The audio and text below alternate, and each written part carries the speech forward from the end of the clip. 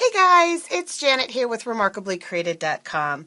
I'm sitting in the studio today working on some swaps for our upcoming incentive trip to Thailand, and I wanted to show you a great idea that I had for helping to keep your work surface neat, especially when you're working with die cuts that you're popping little pieces out of, the backings for different dimensionals and things. And I thought I would share that great tip with you as I introduce you to two new adhesives and make two cards with you. So let's jump right in. So the first card that we're going to make, we're going to start with a half a sheet of Dapper Denim. That's 8.5 by 5.5. You would have it scored in the middle, and then we would just give it a nice crease. I have a piece of paper from our cafe paper pack, and I'm not sure that's the exact name of it. I'm still learning. The catalog is only a month old. We're still learning all of the names. But this is cut down to 4 inches by 5.25, and we're going to layer that on front.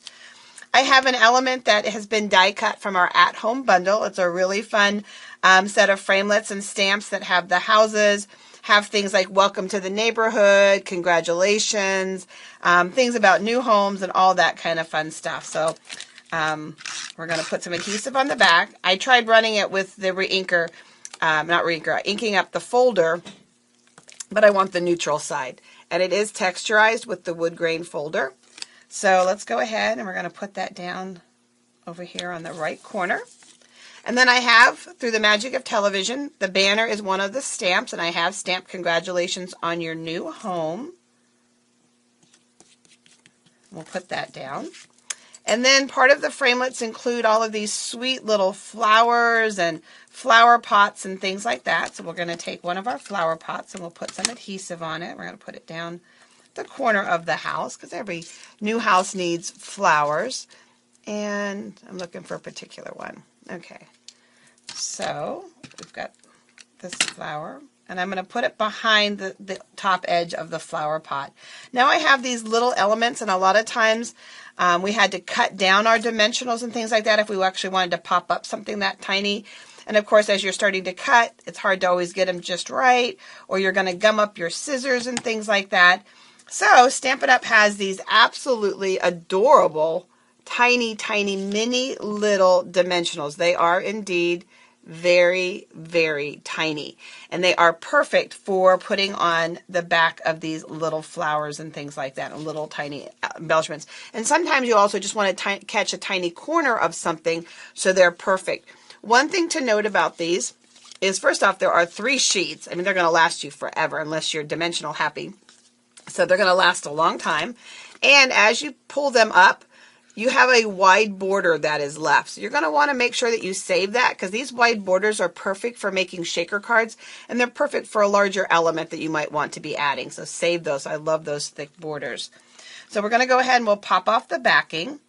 And I don't know if you've worked with dimensionals or anything that has a backing on it, but a lot of times as you're pulling them off, they just tend to fall to your work surface. And then what ends up happening is they kind of follow you. I mean, I have found backings for dimensionals between my sheets and my laundry, in the bathroom. You know, I'll go out somewhere, it'll be stuck to my clothes somewhere. This little plastic just has a little bit of static and adheres. It'll stick to the back of a card, see, just like that. And so they end up everywhere, and it can just be a pain, as well as all the elements from a framelit. So let's add a little center to our flower, and we'll move on. And I'm going to show you the solution.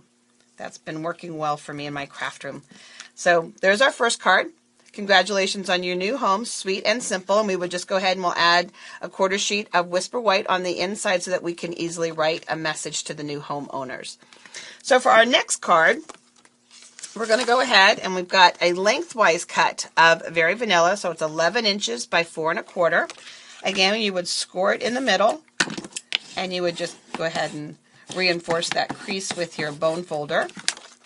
I have a piece of 4-inch by 4-inch early espresso. So we'll go ahead and we'll add that to the upper part of our cardstock. I've got equal border around the sides. Then I have a piece of our Foil Frenzy, and I picked the Berry Blast color. There are 4 colors in the pack, but I picked the Berry Blast pattern, and on the back side it is double-sided. You've got this beautiful neutral craft to work with, but that's the side we're going to put our adhesive on, and it's cut slightly smaller than our early espresso, so that I get a little bit of espresso the whole way around. Here you can see the silver. So you've got silver, old olive, silver, lemon lime twist, berry blast, and pumpkin pie as the four colors. And let's see if I've got any of the other patterns for you. Let's see what I've got here.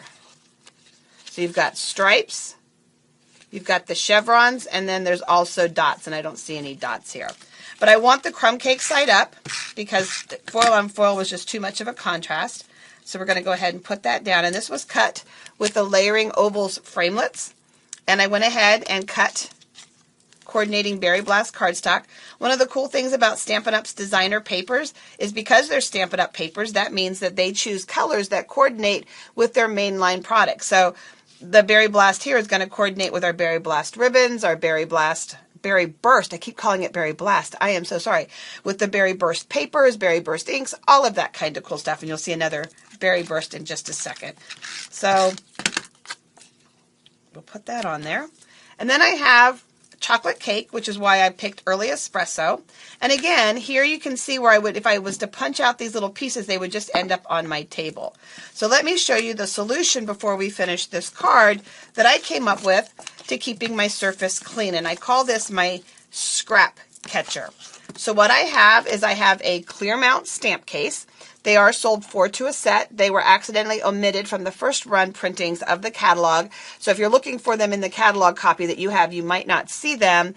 You can contact me for the code, or you can visit my online store and simply type in cases. Of course, when you come to my blog to see the projects up close, and this one will actually have a tutorial on my blog, remarkablycreated.com, I'll have all of the codes for you as well. So anyway, this clear stamp cases are some of my absolute favorite storage tools. They're clear. They're the perfect place for me to store, like these little mini bitty bows. I can store little extra die cuts, different size adhesives I can put in here. You name it. I've got these stored, like all kinds of beautiful stuff. And they're the exact same size as a DVD, which means that I can stack them, which is what I do on a DVD holder or DVD tower. So what I have inside of this case is I've taken a piece of the chipboard that comes with the cardstock, and I've cut it down to approximately 5 by 7 so that it will fit in the stamp case. Another new adhesive that Stampin' Up is carrying are these self-adhesive sheets, and there is a bunch of them. And let me see, 1, 2, 3. So 12 of them. There's 12 sheets in a pack. And what it is it's this amazing just sheet of adhesive that you can put your cardstock on, run your cardstock through the Big Shot, and when you pull your cardstock off, then it would have adhesive on the back of it. So that's usually the best use of it. But for today's purpose, what we're going to do is we're going to peel it up. And the side that has the writing, the Sizzix, this is the non-sticky side. So that means that as I pull it up, if I grab onto this part and pull, my hands aren't going to get sticky. So I want to pull, as I'm pulling the backing off, you want to pull with the Sizzix adhesive side and pull it up. So I'm going to pull it way back, and I'm going to go ahead and put this on here. I'm going to cover it back up. I'm going to flip it over and just kind of give it a good rub. And I'm also going to flip it over so I can see the outline of it. And now I'm going to take my snips. And so far it hasn't gummed up my snips, but if for some reason it did goo gone, sold at your local craft and hobby stores, is perfect for cleaning up your scissors. But I'm just cutting through, the 2 release sides, and the adhesive is not exposed.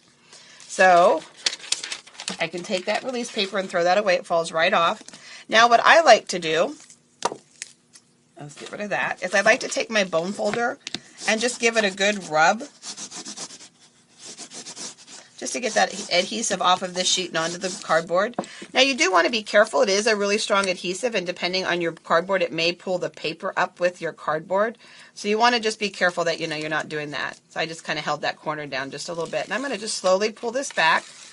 And what it's doing is it's releasing the cardboard to this board here. And then all I did was simply set it in my clear stamp case and put that aside for the next stamp case. And so now as I work and as I'm popping off the little pieces, they fall right into this little container, and they're secure. They're not all over my spot or any of that kind of stuff, leaving a mess for you. So scrap catcher, great way to catch the backs of your dimensionals, the little pieces of your adhesive as you're popping them out, works really, really good. So little tip for you, keeping your work surface clean. So now let's go back and let's finish this fun card together now that I have this all cleaned out. I'm choosing not to pop this up because I want to add an element that's going to be raised on this card. So what I have is one of our little bitty bows. These are tiny little felt bows that are available in the 5 new in colors. And they do have a little self-adhesive tab on the back. And again, I can't live without my paper piercing tool. This is an amazing tool because I can also paper pierce with it and not just remove backings from things. So we'll just stick that on there and put that on. And then I'll stamp the word celebrate, and just to show you, lemon lime. Isn't that pretty? So some fun cards for you, a great tip for you, and then an introduction to you to our new mini dimensionals. Again, you can come visit me at remarkablycreated.com. You can simply use the little learn more button that's popped up here and click on that and come straight to my website, or I will put a direct link right to the post about all of these in the description of this video. So thank you guys so much for watching. I appreciate your time. Take care and God bless.